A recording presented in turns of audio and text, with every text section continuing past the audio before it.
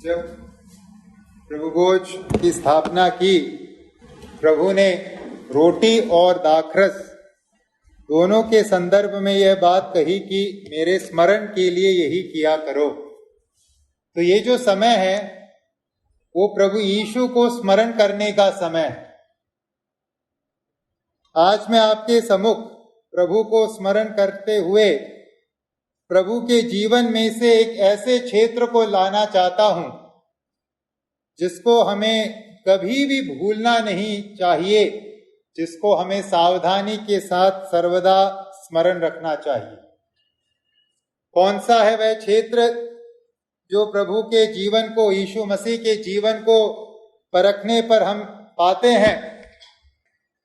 वो क्षेत्र है जिस प्रकार का महत्व या जिस प्रकार की प्राथमिकता प्रभु यीशु मसीह ने परमेश्वर के वचन को दिया, कि प्रभु यीशु मसीह ने किस प्रकार के महत्व को या किस प्रकार की प्राथमिकता को परमेश्वर के वचन को दिया। और इस बात को सीखने के लिए मैं आपका ध्यान दो भागों की तरफ लाना चाहूंगा या दो घटनाओं की तरफ लाना चाहूंगा। एक घटना जिसे हम प्रभु यीशु के सेवकाई की शुरुआत में पाते हैं और दूसरी घटना जो प्रभु यीशु के सेवकाई के अंत में पाते हैं। पहली घटना हम मत्ती रचित सुसमाचार उसके 3 अध्याय के 15वें पद में पाते हैं। मत्ती रचित सुसमाचार अध्याय नंबर 3 पद 15। वहां इस प्रकार से लिखा है, प्रभु यीशु मसीह यूहन्ना बपतिस्मा देने वाले को उत्तर दे रहे हैं। यीशु ने उसको यह उत्तर दिया, मत्ती 3 का 15, अब तो ऐसा ही होने दे, क्योंकि हमें इसी रीति से सब धार्मिकता को पूरा करना उचित है। तब उसने उसकी बात मान ली। प्रभु यीशु मसीह ने 12 साल की उम्र में अपने माता को जो बात कही थी यरूशलेम से लौटते वक्त, उस बात के बाद यह पहली बात है जो यीशु मसीह के विषय में या यीशु मसीह ने कहा कह के हम वचन में पढ़ते हैं। और यहां प्रभु यीशु मसीह यूहन्ना बपतिस्मा देने वाले को उत्तर दे रहे हैं। संदर्भ क्या है? प्रभु यीशु मसीह यूहन्ना बपतिस्मा देने वाले के पास आए हैं और बपतिस्मा मांग रहे हैं, और यूहन्ना बपतिस्मा देने वाला मना करता है। वो कहता है कि मुझे आपसे बपतिस्मा लेने की जरूरत है, मैं आपको बपतिस्मा कैसे दे सकता हूं? यूहन्ना इस बात को यहां स्वीकारता है कि प्रभु यीशु मसीह की महानता या प्रभु यीशु मसीह का स्थान यूहन्ना के तुलना में बहुत अधिक बड़ा है, अतुल्य है। और प्रभु यीशु मसीह यूहन्ना के इस वक्तव्य को सही जानकर अंगीकार करते हैं। तुम जो कह रहे हो सही है, परंतु 15वें आयत में जैसे हमने पढ़ा, प्रभु कहते हैं अब तो ऐसा ही होने दे। यूहन्ना तुम जो बात कह रहे हो सही है, लेकिन अब तो ऐसा ही होने दे। क्यों? 15 के आगे जैसे लिखा है, क्योंकि हमें इसी रीति से सब धार्मिकता को पूरा करना उचित है। यूहन्ना तुम्हें मुझे बपतिस्मा देने की जरूरत है। किस कारण के चलते? इस कारण के चलते कि हमें इस रीति से सब धार्मिकता को पूरा करना उचित है। यहां प्रभु यीशु मसीह ने जो कथन कहा, इसका अर्थ क्या है? कि हमें इसी रीति से सब धार्मिकता को पूरा करना उचित है। ये अपने आप में समझने के लिए कठिन एक कथन है, लेकिन कुछ बातें हम यहां सीख सकते हैं, समझ सकते हैं। जब हम मत्ती के सुसमाचार को पढ़ते हैं, मत्ती के सुसमाचार की विशेषता है कि शुरुआत से मत्ती पूरा हुआ शब्द का इस्तेमाल करता है। इन बातों को लेकर प्रभु यीशु के विषय में पुराने नियम में जो भविष्यवाणियां की गई थी, वो प्रभु यीशु मसीह के जीवन के माध्यम से किस प्रकार से पूरी हो रही है, उस बात पर विशेष ध्यान मत्ती देते हुए अपने सुसमाचार को लिखते हैं। तो जब यहाँ मती प्रभु यीशु मसीह के इन कथनों को लिख रहे हैं कि यीशु मसीह ने कहा क्योंकि हमें इस रीति से सब धार्मिकता का पूरा करना उचित है, यहाँ पूरा करने के साथ जरूर पुराने नियम के किसी भविष्यवाणी या किसी कथन के साथ उसका संबंध है। इस बात को हम इस सुसमाचार के संदर्भ में सीख सकते हैं। अब प्रश्न उठता है, यहां प्रभु यीशु मसीह ने जब कहा कि प्रभु यीशु मसीह को, यूहन्ना को इस रीति से सब धार्मिकता को पूरा करना चाहिए या उचित है, किस बात के विषय में प्रभु यीशु इशारा कर रहे हैं, किस बात की ओर इशारा कर रहे हैं, हमें यहाँ नहीं मालूम और हमारे उद्देश्य में वह बात आती भी नहीं है। जिस किसी भविष्यवाणी या जिस किसी व्यवस्था के नियम के तरफ प्रभु यीशु मसीह का इशारा था कि उसे पूरा करना जरूरी है, एक बात यहाँ के संदर्भ में स्पष्ट है। वो क्या है? पवित्र प्रभु यीशु मसीह, पाप रहित प्रभु यीशु मसीह, परमेश्वर का पुत्र, स्वेच्छा से अपने आप को पापियों के कतार में जाकर खड़ा करता है और पापियों को मन फिराव का बपतिस्मा जो यूहन्ना बपतिस्मा देने वाला दे रहा था, उस बपतिस्मा को पवित्र परमेश्वर यहाँ क्या कर रहे हैं? पापियों के साथ अपने संबंध को रखते हुए ग्रहण कर रहे हैं।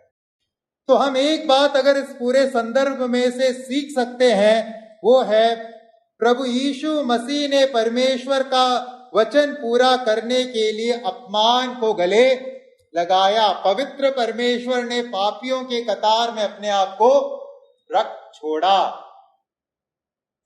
प्रभु यीशु मसीह ने अपने आप को दीन किया। प्रभु यीशु मसीह के मार्ग को तैयार करने के लिए भेजे गए व्यक्ति के अंतर्गत अपने आप को उन्होंने झुकाया, उससे बपतिस्मा ग्रहण की। प्रभु यीशु मसीह ने पापियों के कतार में अपने आप को सम्मिलित किया, वहां जाकर खड़े हुए और मन फिराव का बपतिस्मा लिया। ये सब क्यों किया? ताकि परमेश्वर का वचन पूरा हो। तो प्रभु यीशु मसीह का वचन के साथ किस प्रकार का संबंध था? प्रभु यीशु मसीह ने दीनता को अपनाते हुए, जिल्लत सहते हुए, अपमानित होते हुए परमेश्वर के वचन का पालन किया। ये था महत्व जो परमेश्वर ने प्रभु यीशु मसीह ने परमेश्वर के वचन को दिया था, या इस प्रकार की प्राथमिकता को प्रभु यीशु ने परमेश्वर के वचन को अपने जीवन के माध्यम से दिया। दूसरी घटना जो मैं आपके सम्मुख लाना चाहता हूं, प्रभु यीशु मसीह ने किस प्रकार की प्राथमिकता वचन को दी, उसे समझाने के लिए, दर्शाने के लिए, वो प्रभु के सेवकाई के अंत में से है। हम और एक पद पढ़ेंगे, मत्ती रचित सुसमाचार 26वां अध्याय 53 और 54। मत्ती रचित सुसमाचार 26वां अध्याय 53 और 54। अगर मत्ती के 3रे अध्याय में यूहन्ना बपतिस्मा देने वाले से जो वार्तालाप हुई वो उनके सार्वजनिक सेवकाई की शुरुआत में हुई, तो ये घटना मत्ती 26 की घटना अंत में हो रही है। लेकिन प्रभु के उस मनोभाव को आइए हम देखें, वचन के प्रति उनकी भावना किस प्रकार की थी। मत्ती 26 का 53 और 54 इस प्रकार से लिखा है, क्या तू नहीं जानता कि मैं अपने पिता से विनती कर सकता हूं और वह स्वर्गदूतों की 12 पलटन से अधिक मेरे पास अभी उपस्थित कर देगा, परंतु पवित्र शास्त्र की वे बातें कि ऐसा ही होना अवश्य है, कैसे पूरी होगी? प्रभु यीशु मसीह कलवरी के क्रूस पर इस चेतना के साथ नहीं गए कि मैं असहाय हूं, मैं अपने आप को बचा नहीं सकता, मैं कमजोर हूं। प्रभु यीशु मसीह के अंदर इस प्रकार के चेतना को हम नहीं पाते। लेकिन पतरस की सोच कुछ उस प्रकार की थी। जब प्रभु यीशु मसीह गतसमने के बगीचे में थे और वह समूह प्रभु को गिरफ्तार करने आया, पतरस ने क्या किया? पतरस ने तलवार लेकर प्रभु यीशु मसीह को गिरफ्तारी से बचाने की कोशिश की, शायद यह सोचकर कि यीशु मसीह असहाय है, अब मुझे स्वयं तलवार उठाना होगा। यीशु मसीह आयतों में पत्रस की उस मूर्खता को समझा कर दे रहे हैं उसे। पत्रस तुम क्या कर रहे हो? पत्रस को प्रभु यीशु मसीह यह सिखा रहे हैं, समझा रहे हैं कि मेरे पास जो सहायता है वो किस प्रकार की है, इस बात की समझ यहां पत्रस को प्रभु यीशु दे रहे हैं। पत्रस को प्रभु यीशु क्या कह रहे हैं?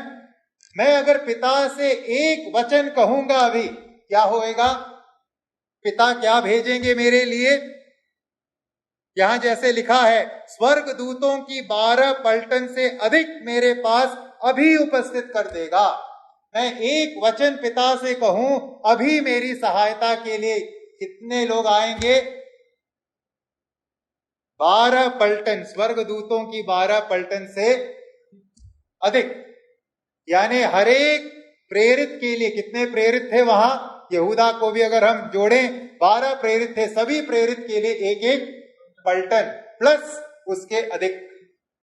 तो प्रभु यीशु मसीह पत्रस को जो वास्तविकता है उसको दर्शा रहे। मैं असहाय नहीं हूं, मैं कमजोर नहीं हूं, फिर मैं ऐसा क्यों नहीं कर रहा? अगर आप पलटन के बारे में सीखेंगे, एक पलटन में लगभग 6000 सैनिक हुआ करते थे और उसके अतिरिक्त घुड़सवार, 6000 पैदल चलने वाले सैनिक और उनके साथ घोड़ों पर सवार सेना। ये थी एक पलटन में शामिल सेना की संख्या। तो लगभग 72,000 स्वर्गदूत इस एक इशारे में पिता क्या करेंगे? मेरी सहायता के लिए अभी भेज देंगे, प्रभु यीशु ने कहा। तो उनके अंदर कमजोरी या असहाय होने का एहसास नहीं था। उन्हें मालूम था उनके अधिकार में क्या क्या है। फिर सवाल उठता है, अगर ऐसा प्रभु यीशु कर सकते थे, फिर ऐसा किया क्यों नहीं? पत्रस को क्या उत्तर देते हैं? पिता अभी मेरी सहायता के लिए ये सब भेज देगा, लेकिन क्यों नहीं प्रभु यीशु मसीह पिता से कह रहे? कारण क्या है? 54 में, परंतु पवित्र शास्त्र की वे बातें कि ऐसा ही होना है, अवश्य है, कैसे पूरी होगी? अगर मैं अभी पिता से कहूं और पिता पलटन भेज दे और मेरी गिरफ्तारी ना हो, तो मैं जिस उद्देश्य के लिए, पवित्र शास्त्र को पूरा करने के लिए जो मैं आया हूं, वो उद्देश्य पूरा कैसे होगा? मैं असहाय नहीं हूं, मैं कमजोर नहीं हूं, मैं अपने आप को बचाने के लिए नहीं आया, मैं पवित्र शास्त्र को पूरा करने के लिए आया हूं। ये समझ यहां पत्रस को प्रभु यीशु प्रदान कर रहे हैं। अगर यूहन्ना बपतिस्मा देने वाले के संदर्भ में प्रभु यीशु मसीह ने परमेश्वर के वचन को पूरा करने के लिए अपमान और निंदा को गले लगा लिया, तो इस घटना के अंतर्गत परमेश्वर के वचन को पूरा करने के लिए प्रभु यीशु मसीह ने दर्द और अस्वीकृति को गले लगा लिया। क्योंकि इस घटना के तुरंत बाद क्या होता है? सताव का एक सिलसिला शुरू होता है। उस प्रभु के चेले उसे छोड़कर, ये पत्रस जो अभी तलवार लेकर खड़ा है, वो स्वयं प्रभु यीशु को छोड़कर चला जाता है। तो परमेश्वर के वचन को पूरा करने के लिए प्रभु यीशु ने सताव को, दुख को, अस्वीकृति को गले लगा लिया। ये था महत्व जो प्रभु यीशु मसीह ने परमेश्वर के वचन को दिया। तो हम इन दो घटनाओं से क्या सीखते हैं? प्रभु को जब हम आज स्मरण कर रहे हैं इस मेज के संदर्भ में, इन दो घटनाओं से हम क्या सीखते हैं? प्रभु यीशु मसीह ने केवल उन कार्यों को किया जो वचन के अनुसार था, और प्रभु यीशु मसीह ने उन कार्यों को नहीं किया जो वो कर सकते थे, ताकि परमेश्वर का वचन वैसा का वैसा पूरा हो। यानी कार्यों को करके और कार्यों को न करके परमेश्वर के वचन को प्रभु यीशु ने क्या किया? पूरा किया।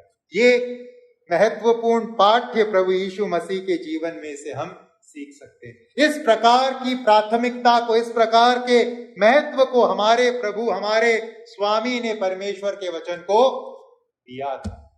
अब इस मेज में से भाग लेने से पहले आइए हम अपने आप से पूछें, हम कितना महत्व दे रहे हैं? हम परमेश्वर के इस वचन को किस प्रकार की प्राथमिकता दे रहे हैं? क्या निंदा सहते हुए, सताव सहते हुए, दर्द सहते हुए, जिल्लत सहते हुए इस वचन का हम पालन कर रहे हैं या सहूलियत के अनुसार कर रहे हैं? इस सवाल को हमें अपने आप से पूछने की जरूरत है। अगर हम प्रभु यीशु मसीह ने जो हमें अपने जीवन के माध्यम से सिखाया उससे कुछ भी कम दर्जा इस वचन को अगर हम दे रहे हैं, हम गलत कर रहे हैं। हम आशीषों को प्राप्त करने का कार्य नहीं कर रहे। तो आइए भाई और बहनों, एक फैसला लेकर आज प्रभु के मेज में से भाग लें। प्रभु जी, आपके वचन का पालन करने के लिए मुझे चाहे किसी भी प्रकार का मूल्य क्यों ना चुकाना पड़े, जिस प्रकार से आपके जीवन में मैंने देखा है, आपने हर प्रकार के मूल्य को चुकाकर वचन का पालन किया, मुझे भी करने की शक्ति दीजिए, उस हिम्मत को मुझे दीजिए। और आइए हम अपने आप को प्रभु के वचन को का पालन करने के लिए प्रभु के हवाले सौंपे। प्रभु मेरी और आपकी सहायता करे।